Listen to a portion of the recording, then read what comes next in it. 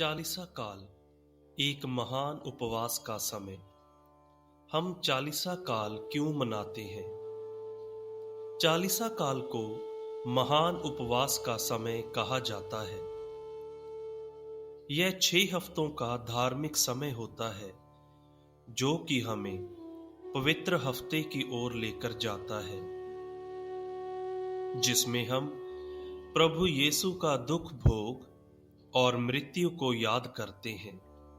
हम ये याद करते हैं कि यीशु को सारे कष्ट और क्रूस की मृत्यु हमारे पापों के कारण दी गई। वह क्रूस पर इसलिए मरे ताकि हम स्वर्ग में जा सकें, और अंत में हम पास्का रविवार मनाते हैं, जब प्रभु यीशु मृत्यु पर विजय पाकर मुर्दों में से जी उठे। क्या पास्का में 40 दिन होते हैं? हम इन्हें 40 दिन कहते हैं, पर इसमें 46 दिन होते हैं, जिसमें 6 रविवार होते हैं। 40 अंक का अपना एक धार्मिक महत्व है। यह अंक तैयारी का, पश्चाताप का और शुद्धिकरण का प्रतीक है। हम इस अंक को बाइबल में कई जगह पर देखते हैं। मूसा ने 40 दिन उपवास रखा और प्रार्थना की, तो ईश्वर ने उसे 10 आज्ञाएं दी। यीशु ने मारुस्थल में 40 दिन तक प्रार्थनाएं और उपवास किया और शैतान की परीक्षाओं का सामना किया, और यही अंक 40 हमारे लिए महत्वपूर्ण है।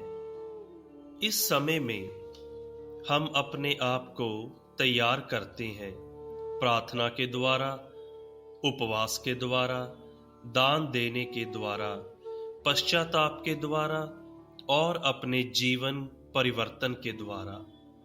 जब हम प्रार्थना करते हैं तो हम प्रभु के साथ बातचीत करते हैं।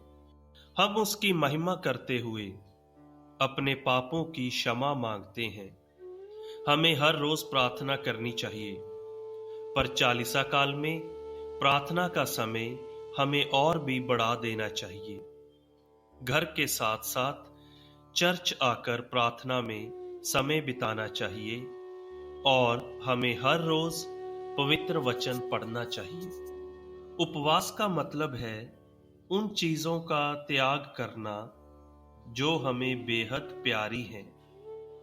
हम याद करते हैं कि यीशु ने हमारे लिए अपनी जिंदगी का त्याग किया, और चालीसा काल में हम भी कुछ ना कुछ त्याग कर कर ईश्वर की ओर ध्यान लगाते हैं। हम इन दिनों में मांस मीट खाने का परहेज कर सकते हैं। इस समय में हम अपनी जीभ के सभी स्वादों पर नियंत्रण करने का प्रयास कर सकते हैं। खाने के साथ साथ हम टीवी, कंप्यूटर, मोबाइल फोन से भी परहेज कर सकें तो बेहतर होगा। और हम ये कोशिश करें कि हम छोटी छोटी बातों पर गुस्सा ना हों और कभी भी किसी का अनादर ना करें।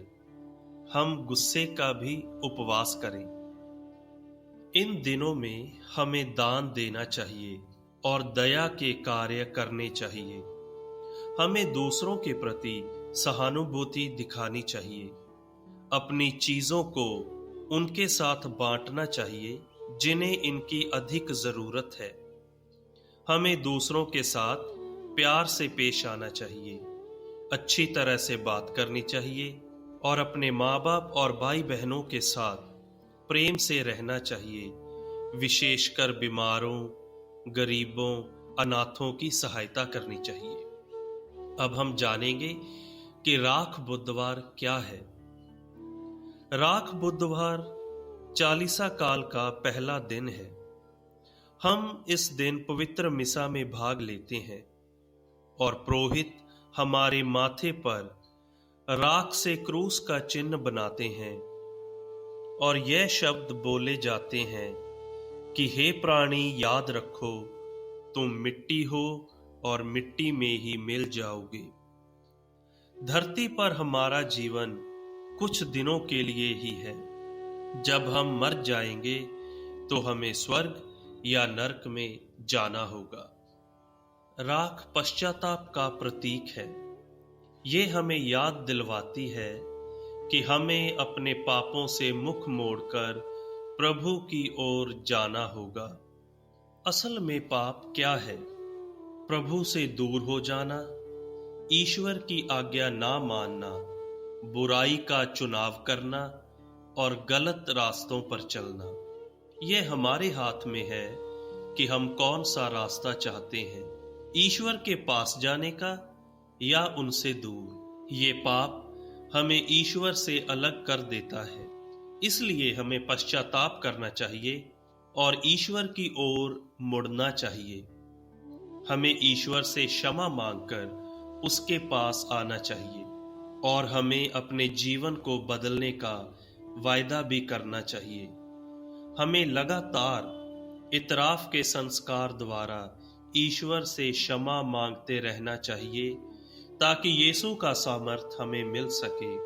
चालीसा काल 40 दिन की एक यात्रा है जिसमें हम प्रार्थना करते हैं, उपवास करते हैं, दान देते हैं, पश्चाताप करते हैं और गुनाहों से दूर रहने का प्रयास करते हैं। आइए भक्ति पूर्वक आज की इस प्रार्थना सभा में भाग लें।